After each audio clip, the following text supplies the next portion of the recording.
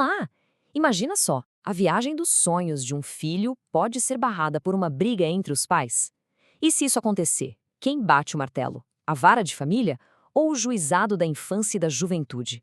Pois é, hoje a gente vai mergulhar fundo nisso e desvendar uma decisão importantíssima do Superior Tribunal de Justiça sobre autorização de viagem internacional para menores. Mas antes da gente começar, aquele recado de sempre que ajuda demais a gente. Se o nosso conteúdo te ajuda a entender melhor o direito, já deixa seu like, começa a seguir o perfil e, claro, compartilha. Isso faz com que nosso trabalho chegue para muito mais gente. Pensa na cena. A viagem está toda planejada, as malas praticamente prontas, mas aí uma briga entre os pais coloca tudo em risco. Parece até roteiro de filme, né?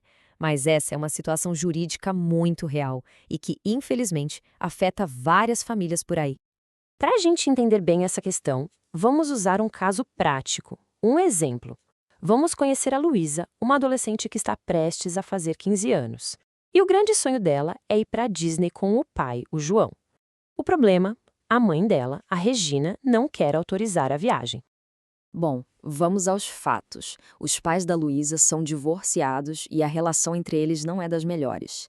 A viagem com o pai seria o grande presente de aniversário, sabe? Mas a mãe simplesmente negou o consentimento sem uma justificativa muito clara. E aí, sem ter o que fazer, o João decidiu levar o assunto para a justiça, dando início a uma verdadeira batalha judicial pelo sonho da filha. Certo. Antes da gente ver o que rolou no tribunal, é muito importante a gente dar um passo atrás para entender o que a lei brasileira diz sobre viagem de menores.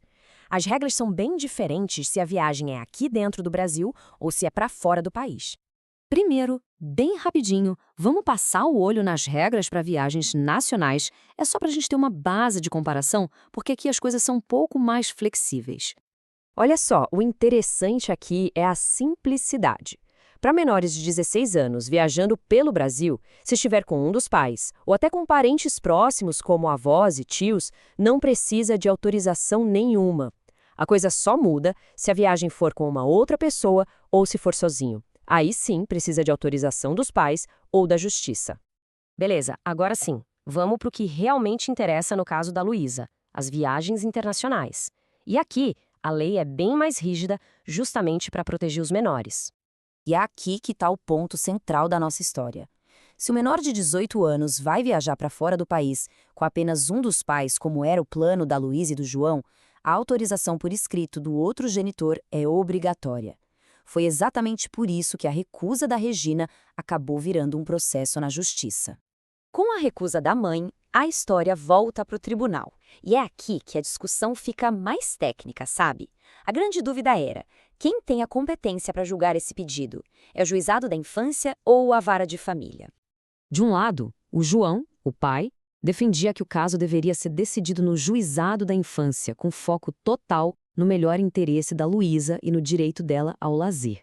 Do outro lado, a Regina, a mãe, argumentava que a competência era da vara de família. Por quê? Porque, segundo ela, não existia ali uma situação de risco como abandono ou maus tratos para justificar a atuação do juizado. Bom, o caso foi escalando, passando por várias instâncias, até que chegou no Superior Tribunal de Justiça, o famoso STJ. A decisão que eles tomassem ali ia criar um precedente muito importante sobre o assunto. E então, qual foi o veredito?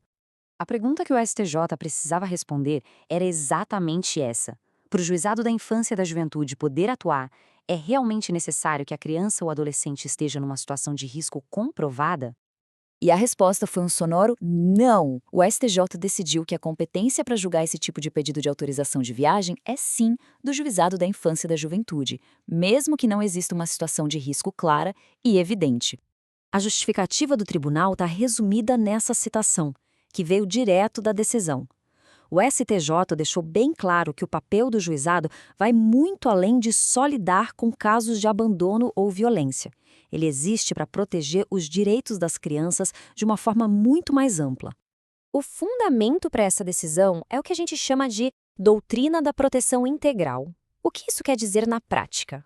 Quer dizer que a lei não protege só a segurança física dos menores. Direitos como o lazer, o acesso à cultura e o direito de conviver com ambos os pais também são fundamentais e precisam ser garantidos. E olha, essa é uma daquelas informações que muita gente não sabe, mas que faz uma diferença enorme na vida das pessoas, não é mesmo?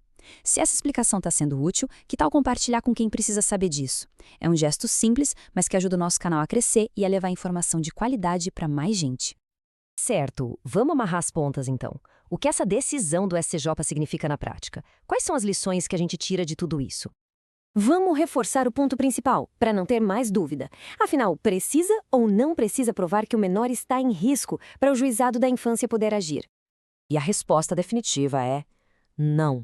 O ponto-chave é o seguinte: a simples discordância entre os pais quando essa briga impede que um direito do filho seja exercido, como o direito ao lazer da viagem, já é motivo suficiente para a atuação do juizado. Ok, mas aí talvez fique a dúvida. Então qual é o papel de cada um? Por que essa divisão entre a vara de família e o juizado da infância é tão importante? Aqui fica tudo bem claro. Pensa assim, a vara de família resolve as brigas entre os pais, coisas como guarda, pensão, regime de visitas. Já o juizado da infância tem uma função de proteção, com foco em garantir que os direitos específicos da criança sejam respeitados, como no caso da autorização de viagem, a natureza do pedido é que é diferente. E assim a gente chega ao fim de mais essa explicação. Muito obrigada pela companhia. Para mais conteúdo como este, siga o DireitoCast lá no Spotify. E claro, não se esqueça de deixar o seu like, que é super importante para o nosso trabalho continuar. E para quem prefere o formato em vídeo, é só procurar por DireitoCast no YouTube ou no TikTok. E para fechar, eu deixo uma pergunta. Qual outro tema do direito merece uma explicação detalhada como esta? Deixe a sua sugestão nos comentários. Até a próxima!